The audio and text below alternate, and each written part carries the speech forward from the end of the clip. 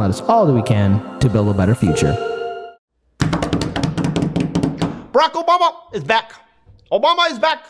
And this time he's blaming voters. He's telling them you should go out to vote. And if you didn't vote, well, 2016 happened. So you got to go out and vote. So this video's been being shared all over social media. Shout out to Ryan Knight. I was at least able to see his tweet. But this video that, again, is being shared all over social media. Let's actually keep it right here. Because before we hear Obama talk about, hey, stop being lazy, folks. Here's the thing that Obama and every single politician, be it Democrat or Republican, you don't inspire confidence when you start blaming your supporters or voters. The whole idea of a politician, of a political leader, of a statesman, is you're supposed to inspire people to turn out to vote for you. You don't blame them. And the reason why people aren't excited isn't because they're lazy. It isn't because they're tired. It's because of this two-party system that doesn't do a goddamn thing for us. Let's play this video. Hang on, folks, because I got a rebuttal at the end, but let's play it. I know why sometimes folks just get tired, and maybe they say, I'm not going to bother voting this time. Yeah. But here's the thing, we can't afford to be tired. Really? I remember in 2016, folks said, I'm not inspired. Can we pause it here? Sorry, pause right here. The reason why people didn't turn out to vote is because no one liked the other two candidates. You had the neoliberal corporate sellout Hillary Clinton, and then you had the neoconservative clown Donald Trump. You had two people who really had no business in that election. Now, let's face it, the Democrats did all what they could to cheat you, Bernie Sanders, out of the nomination. How can anyone be excited for that election cycle when one of the candidates wasn't really legitimate? And I'm talking about Hillary Clinton. Because here's a little controversial statement that might offend people. When the Republican primary was more Democratic than the Democratic primary, because the Republicans didn't have superdelegates. And that's a fact. Let's play the rest of the video. Obama was okay, but we didn't get everything I wanted, so I'm just going to sit it next time. And y'all know how that turned out. That's what happens when you're not paying attention. That's what happens when you become complacent or you let your frustration lead to inaction. We cannot afford to be tired because of the young people here and the ones who are coming. I know it's hard. Phil doesn't claim he's going to solve every problem in New Jersey right away. I didn't solve every problem when I was president. But the fact is that as hard as it is, we can still make it better. It's hard to undo the legacy of discrimination that goes back centuries, but we can make it better. It's hard to deal with special interests who want to keep the status quo when you're trying to make the economy more fair and just, but you can make it better. Can I pause it right here? It's hard. Pause it right here. Under the Barack Obama administration, with Biden being his vice president, the cages that are south of the border that have the kids in them were being built. Under Obama's administration, we got rid of habeas corpus. Under Obama's administration, we went from 2 wars to 7. Under Obama's administration, the banks and the people who led to the collapse in 2008 just got a slap on the wrist. Oh yeah. This is the same Barack Obama who told the NBA players to stop protesting and get back to playing basketball. This is the same Barack Obama who didn't even fight for really his Supreme Court nominee. This is the same Barack Obama who, the Obamacare, the Affordable Care Act, he's the one who adopted Mitt Romney's Romney Care. Because Obamacare is really Romney Care, and it came from the Heritage Foundation. These are facts. And by the way, too, Obama's talking about discrimination and injustice. And that's true. There is still a lot of discrimination and injustice. But more black wealth was lost under his administration than any other administration since then. That's just a thing. It happened. And also whistleblowers were like harassed more under Obama's administration too. That's a thing that happened too. Let's play the rest of the video.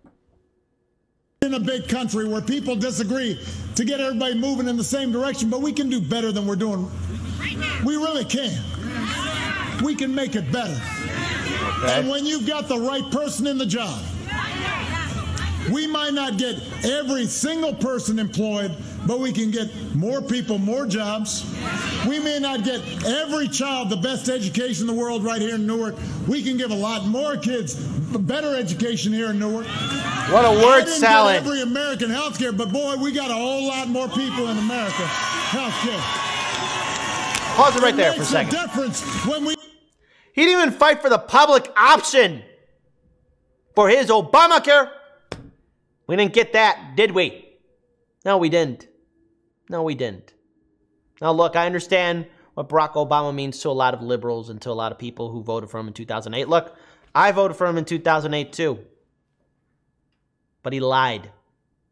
And he even said it himself that he's like a moderate Republican. And to all those Republican lawmakers, and especially those people in 2008 who were conservatives, who were saying that Obama's this big socialist, you know, I mean, honestly, you should be making an alter Obama because he did more for Wall Street and corporations just like any other president. You know, same fear tactics being used. Come on. Like, I mean, seriously, this is the same Barack Obama that, again, was against any kind of progressive legislation. Let's continue on. It makes a difference when we decide to make things better. When you've got somebody in your corner who's shown you that they will work for you, who has a track record of accomplishment. You got to go out there and work for them.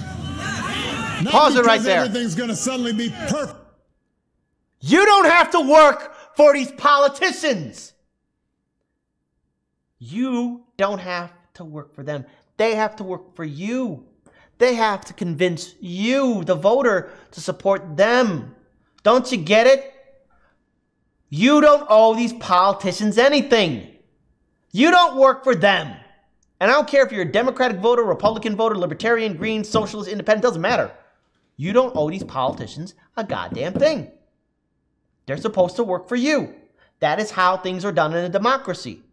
So when Obama says you got to get out there and work for him, why? Why? And I don't care what his political affiliation is. And this goes out to any Democratic or Republican voter. Why should I work hard for these politicians that lie to you? Why should any of us work for these politicians? I mean, they got gold-plated health care. They got benefits. And they've been in power for decades. What do we owe them? They abandoned us in 2020. I just want to remind everyone that they did that. So if you're a Republican voter or a Democratic voter and you just vote for your party, like, yeah, I voted for my person. What'd they do for you? I know what they did for you. They said things that you agree with. They gave you honeyed words. But they didn't deliver anything. Let's play the rest of the video. Not because everything's going to suddenly be perfect, but because it's going to be better. And you're preventing others from making it worse.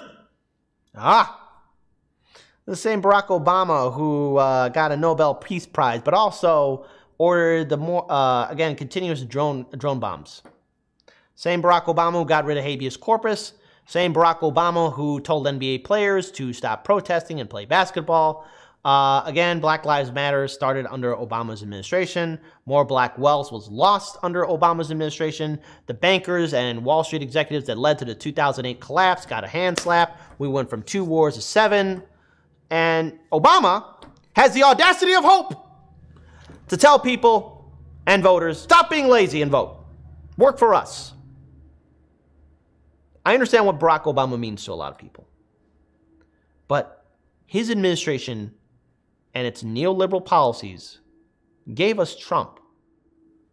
And the Biden-Harris administration are doing the same thing that Obama did.